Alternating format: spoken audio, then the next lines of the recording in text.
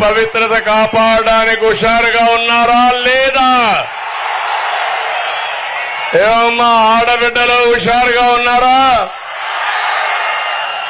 తిరుపతిలో దొంగలు పడ్డారు. ఆ దొంగల్ని ఎదుర్కోవాలంటే ప్రజలు సిద్ధంగా ఉండాలి.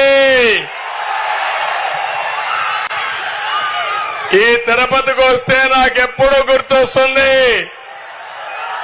ఇక్కడే పుట్టాను, ఇక్కడే పెరిగాను, ఇక్కడే చదువుకున్నాను. నా రాజకీయాలు ప్రారంభం వెంకటేశ్వర యూనివర్సిటీ నుంచి. మీ అందరి ఆశీస్సులతో రాష్ట్రంలో దేశంలో ఒక గుర్తింపు తెచ్చుకునే నాయకుడిగా ఎదిగాను. ఇప్పుడే పవన్ కళ్యాణ్ గారు చెప్పారు, పవన్ కళ్యాణ్ గారు నెల్లూరులో ఎక్కువ రోజులు ఉన్నారు. నిన్న పోయినప్పుడు పాత రోజులు ఒకసారి గుర్తు చేసుకున్నాడు. నేను అదే వారికి చెప్పాను, మీకు నెల్లూరు ఏ విధంగా పరిచయమో తిరుపతి గల్లీ గల్లీ నాకు పరిచయం. ఈ రోడ్లన్నీ తిరిగిన రోడ్లే. తమిళలో మీరు ఒక్కసారి నాది పునర్జన్మ 23 క్లేమోర్ మైన్స్ నా మీద బ్లాస్ట్ చేస్తే సాక్షాత్ వెంకటేశ్వర స్వామి నాకు పునర్జన్మనిచ్చాడు.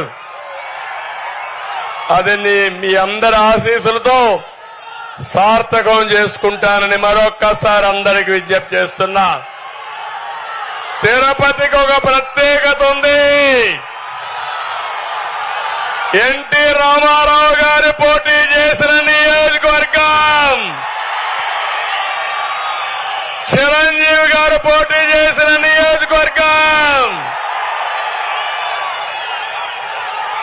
నా సొంత నియోజకవర్గం.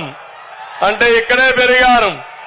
పవన్ కళ్యాణ్ గారు ఒక మాట అడిగారు, ఎట్టి పరిస్థితిలో తిరుపతి కావాలి అంటే నేను కాదనలేకపోయానని మీ అందరికీ విజ్ఞప్తి చేస్తున్నా.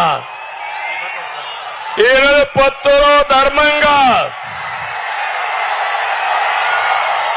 జనసేన అభ్యర్థి శ్రీనివాసులు గారు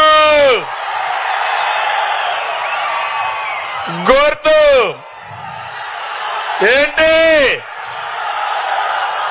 గాజు గ్లాసు. సిద్ధమా తమ్ముళ్ళు? సిద్ధమా తమ్ముళ్ళు? సిద్ధమా తమ్ముళ్ళు? సిద్ధమా ఆడబిడ్డలు? గట్టిగా చెప్పండి, చెప్పండి. ఒకే విషయం చెప్తున్నాను మీకు, ఒక సామాజిక న్యాయానికి కట్టుబడినటువంటి ఈ కూటమి ఇక్కడ చూస్తే శ్రీనివాసులు గారిని పెట్టాం. అదే వైఎస్ఆర్ కాంగ్రెస్ లో టీటీడీ చైర్మన్ ఒకప్పుడు సుబ్బారెడ్డి,